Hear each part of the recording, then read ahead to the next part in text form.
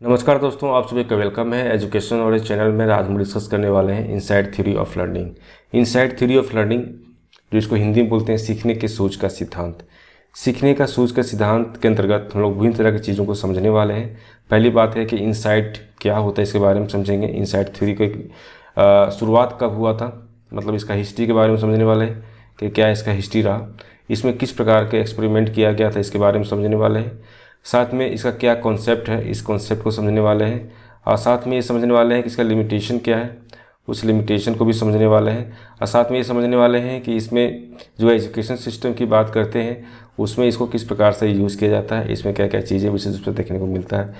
तो यहाँ से आपको कंप्लीट जानकारी मिलने वाला है कि इनसाइड थ्योरी ऑफ लर्निंग के अंतर्गत ये थ्योरी किस प्रकार से काम करता है। यहाँ पे जो एक्सपेरिमेंट करने वाले हैं, है ना, ये देख सकते हैं चिंपैंजी है, इसका नाम क्या था, इसके बारे में भी जानने वाले हैं। तो काफ़ी डिटेल से यहाँ पे डिस्कस करने वाले हैं। ये टेलीग्राम ग्रुप से ज्वाइन कर सकते हैं, इसका जो लिंक आपको डिस्क्रिप्शन बॉक्स में मिल जाएगा, वहाँ से ज्वाइन कर सकते हैं, या फिर इस QR कोड का स्कैन करके आप ज्वाइन कर सकते हैं। तो चलिए आज से क्लास स्टार्ट करते हैं।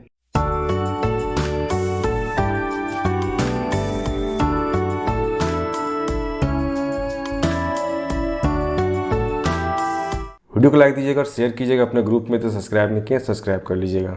बात हो रही है इनसाइड थ्योरी ऑफ लर्निंग। तो इसका इतिहास क्या रहा, ये किस प्रकार से ये थ्योरी बोल सकते हैं कि आया, इसके बारे में समझेंगे।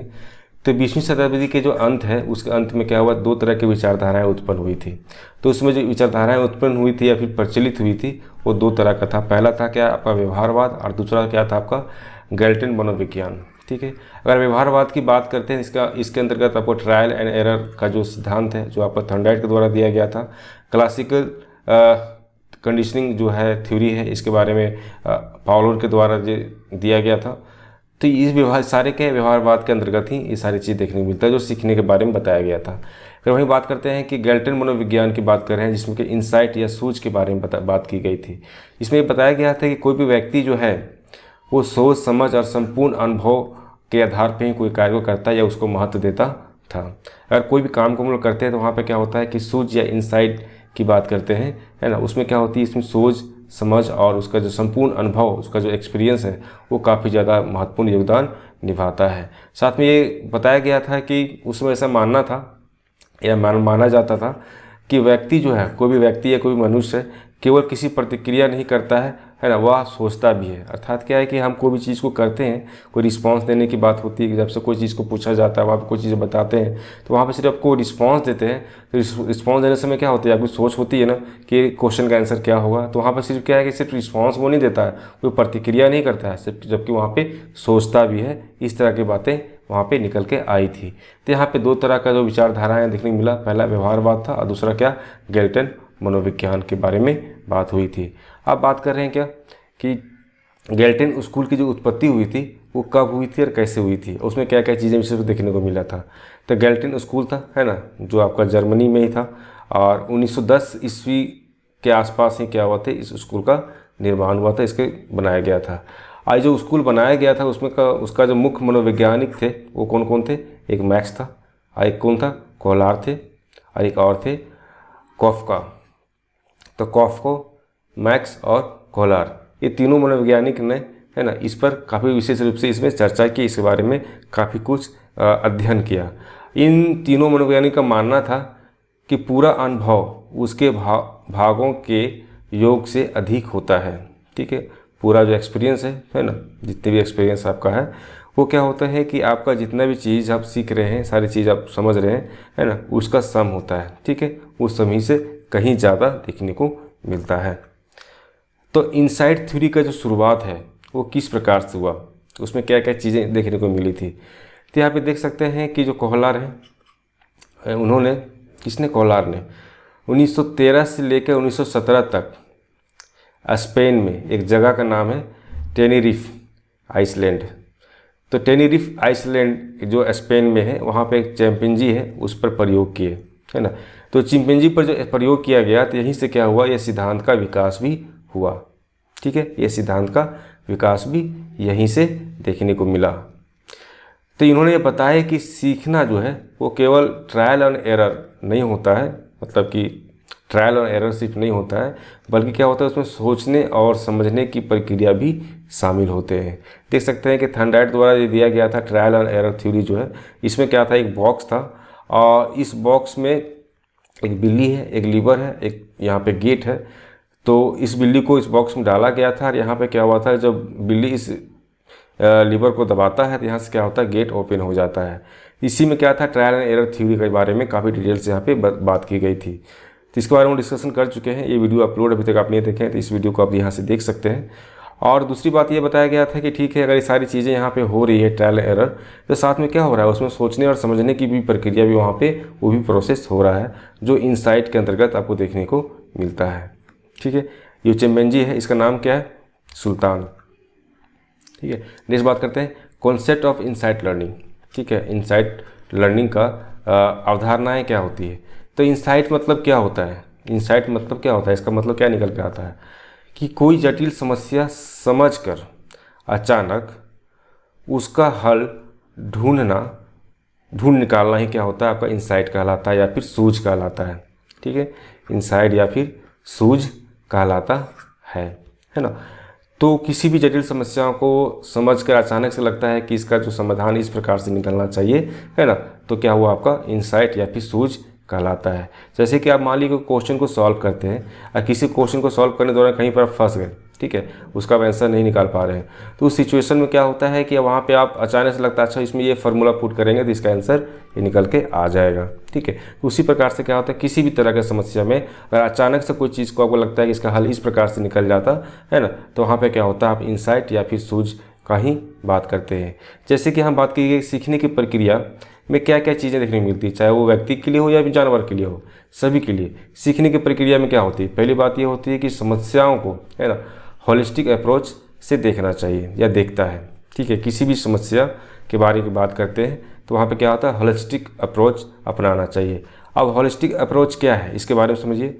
जैसे कि जो भी आपका समस्या है, उस समस्या को पार्ट पार्ट करके सारे चीज़ों को आपको समझना है ना, इसमें ये चीज़ था, इसमें ये चीज़ था, इसमें ये चीज़ था, और सारी चीज़ों के बारे में काफ़ी डिटेल से समझने के बाद उसको एक बोल सकते हैं कि इसके बीच का जो रिलेशन है उसको पहचानने की आवश्यकता होती है। जब सारी चीज़ों को आप पहचान लेते हैं, समझ लेते हैं, तो अचानक यहाँ से आपको सोच डेवलप होता है ना, यहाँ से अचानक आपको समझ में आता है अच्छा इस समस्या का समाधान हम इस प्रकार से कर सकते हैं। तो ये 3 प्रोसेस आपको देखने मिलेगा। पहले क्या है कि समस्याओं को होलिस्टिक अप्रोच देना चाहिए। दूसरी क्या है कि विभिन्न तरह के जो तत्व है, ये सारे तत्व है ना, ये सारे तत्वों के बीच का संबंध को पहचानना आवश्यक होता है। और तीसरी बात क्या होती है, सोचने के बाद अचानक सही समाधान तक पहुंचना ही क्या कहलाता है, आपका सूझ या इनसाइट बोल सकते हैं। नेक्स्ट बात करते हैं क्या कि इनसाइट थ्योरी का जो डिफिनीशन है वो क्या देखने को मिलता है कि सीखना केवल अभ्यास या प्रयास द्वारा नहीं होता। ठीक है, अगर सीखने की बात करते हैं तो सिर्फ अभ्यास या प्रयोग या ट्रायल एंड एरर के द्वारा ही नहीं होता है, बल्कि क्या होता है कि किसी समस्या को पूर्ण परिक्षेपण में देखकर जब हमें अचानक उसका हल मिल जाता है तो वही क्या कहलाता है, आपका सूझ या अंतर्दृष्टि कहलाता है। ठीक है, ये क्या इनसाइट थ्योरी का आपका इसका अपना डिफिनीशन है। जिससे कि हम लोग आम भाषा में क्या बोलते हैं, आम भाषा बोलते हैं अरे समझ में आ गया, बोलते हैं ना, अरे समझ में आ गया, दिमाग की बत्ती जला। तो ये क्या हुआ, आपका सूझ है ना। कोई समस्या को सॉल्व कर रहे हैं, अचानक फंस गए, आपको बहुत सारे कोशिश कर रहे हैं, नहीं समझ में आ रहा है, फिर उसको अलग अलग करके सब सारी चीज़ों को देखने के बाद अगर बोलते अच्छा इसको इस प्रकार से सॉल्व करना चाहिए। ठीक है, तो क्या हुआ, आपका सूझ ही कहलाता है। तो इससे बोलते हैं अरे समझ में आ गया, या फिर बोल सकते हैं कि इस तरह की चीज़ें जो हम अचानक से कोई चीज़ को बोलते हैं, है ना, कि दिमाग का बत्ती जला, इस तरह की बातें हम लोग यहाँ पे करते हैं। तो ये क्या हुआ, आपका इनसाइट थ्योरी का डिफिनीशन ये है। अब बात करते हैं इसका एक्सपेरिमेंट जो किया हुआ था। तो जो भी एक्सपेरिमेंट यहाँ पे किया हुआ था वो किस पर किया हुआ था, चिंपांजी पर। तो चिंपांजी पर जो किया हुआ था उसका नाम क्या था, उसका नाम था सुल्तान। ठीक है, इसे क्या नाम रखा गया, इसको नाम रखा गया सुल्तान। ठीक है, तो चिंपांजी का नाम क्या रहा, सुल्तान। आप किस प्रकार से एक्सपेरिमेंट किया गया था इसके बारे में समझिए। पहला पॉइंट में क्या था कि सुल्तान को क्या हुआ कि एक पिंजरा में बंद कर दिया गया। ठीक है, ये जो यहाँ पे है सुल्तान, है ना, इसको क्या किया गया, एक पिंजरा में, इस तरह का एक पिंजरा था, है ना, उस पिंजरा में इस तरह करके इसको बंद कर दिया गया। ठीक है, बंद रखा गया फिर कर दिया गया। ठीक है, और उसके सामने एक केला रखा गया। देखिए यहाँ पे केला रखा हुआ है ना, इस सामने क्या हुआ, एक केला रखा गया जो उसके पहुँच से बाहर था। जो इसका हाथ अगर उठाता तो क्या होता है, उसका पहुँच से बहुत ऊपर में था, है ना, आसानी से एक हाथ से वो पकड़ नहीं सकता, उतना दूरी पे रखा गया था। अब पिंजरे में के अंदर जो है 2 लकड़ी के छड़ी भी रखे गए थे, ठीक है। जो पिंजरा बनाया गया था उस पिंजरे में 2 छड़ी भी, 2 स्टिक भी रखा गया, जैसे यहाँ पे देखिए स्टिक रखा हुआ है ना, ये स्टिक रखा गया था, ठीक है। उसके बाद क्या हुआ कि सुल्तान ने पहले कोई प्रक्रिया, है ना, या प्रयास नहीं किया जिसमें कि वो असफल रहा, ठीक है। इसमें क्या कोई पहला जो कोई किसी प्रकार कोई प्रयास नहीं किया, कोई प्रक्रिया नहीं, कोई रिस्पॉन्स नहीं किया, तो क्या रहा, वो असफल रहा। फिर वो सोचने लगा, ठीक है, फिर वो सोचने लगा और सोचने लगा, कैसे सोच रहा था, बैठ के देख रहा था, सारी चीज़ों को सोच रहा था, समझ रहा था कि उस केले को कैसे हमको लेना है ना। तो उसका अचानक से दिमाग में ये याद पड़ा कि ठीक है, यहाँ पे जो लकड़ी का जो स्टिक है ना, क्यों नहीं से 2 स्टिक रखा हुआ, दोनों को जोड़ देते हैं, जिससे क्या वो लंबा हो जाएगा। अब जब ये लंबा हो जाएगा तो यहाँ से आसानी से केले को खींच लेंगे और खा लेंगे। तो वही बात है, अचानक से क्या उसके दिमाग में आया कि दोनों छड़ी को हम लोग यहाँ पे जोड़ देंगे, ऐसे केला को खींच के उसको आसानी से खा लेगा। तो यहाँ पे क्या हुआ, सूझ या फिर इंसाइट जो है वो देखने को मिला।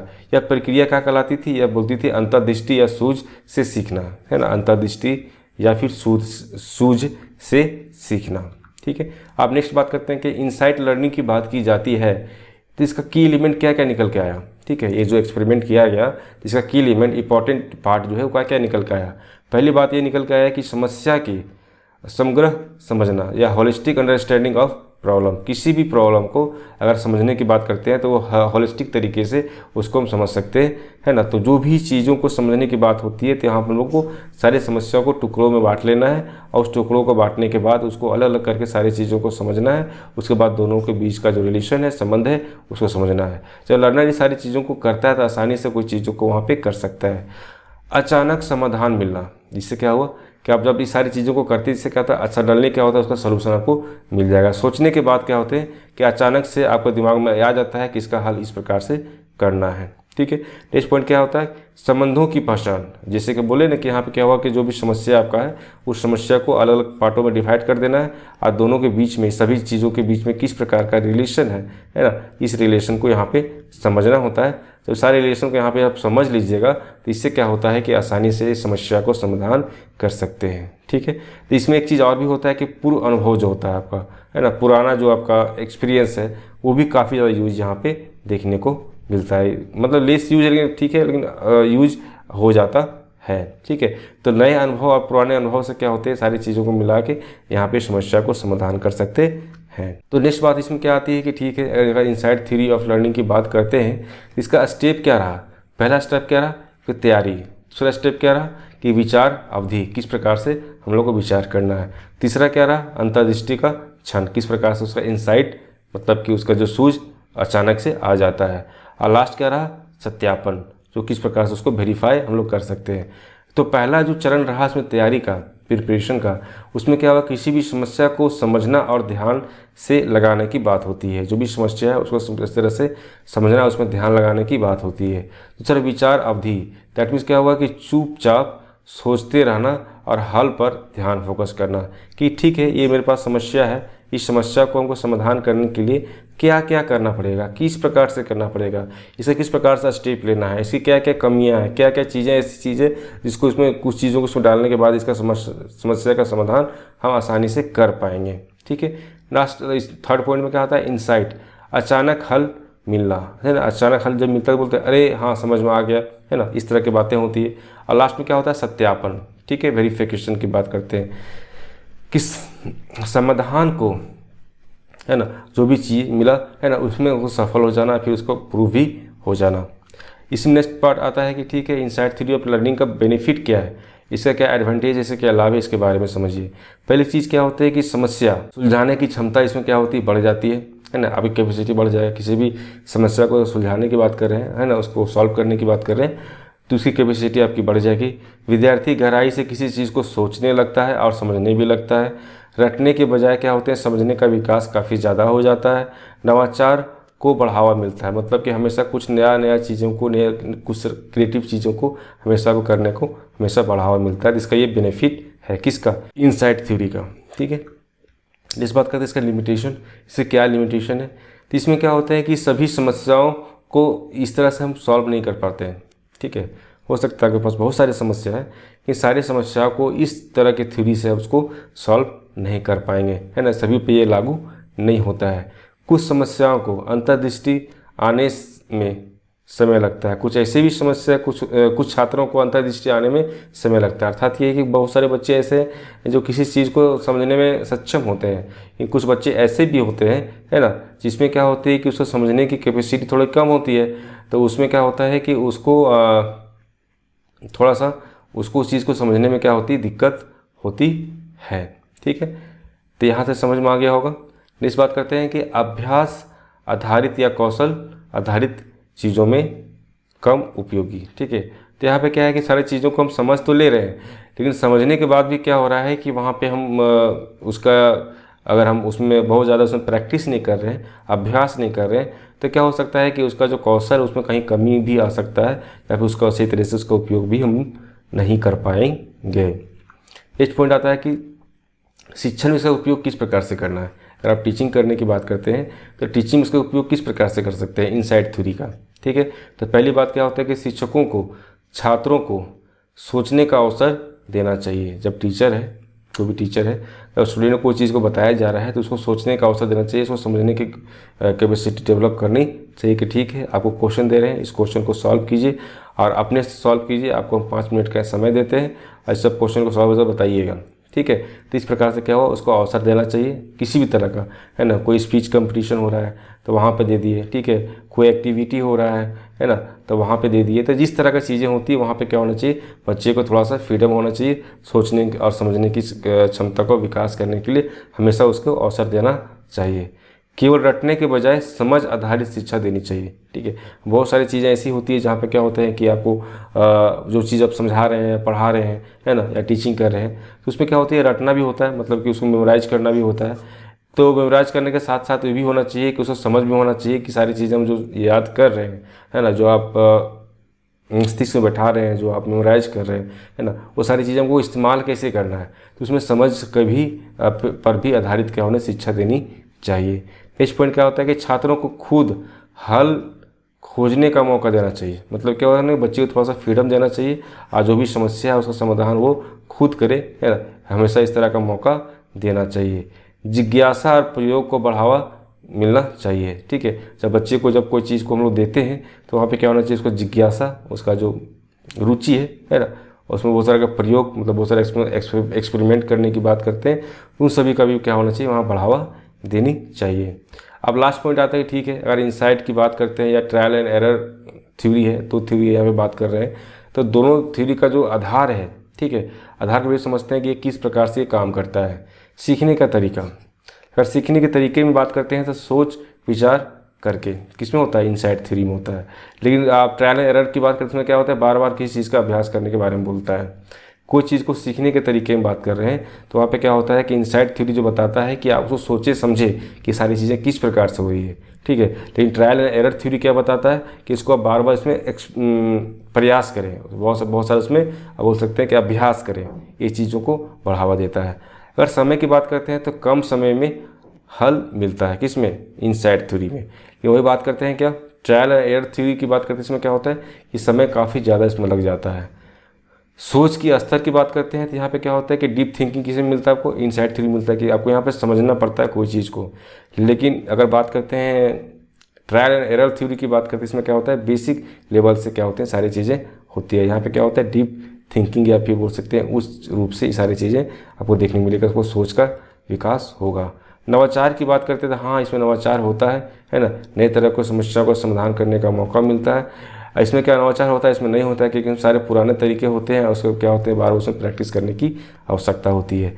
इस प्रकार से हम समझे कि इनसाइट थ्योरी का जो है, लर्निंग का जो इनसाइट थ्योरी है वो किस प्रकार से काम करता है। आई होप आपको समझ में आया होगा। तो आज इतना ही, वीडियो को लाइक कीजिएगा, शेयर कीजिएगा अपने ग्रुप में, और अभी तो सब्सक्राइब नहीं है तो सब्सक्राइब कर लीजिएगा।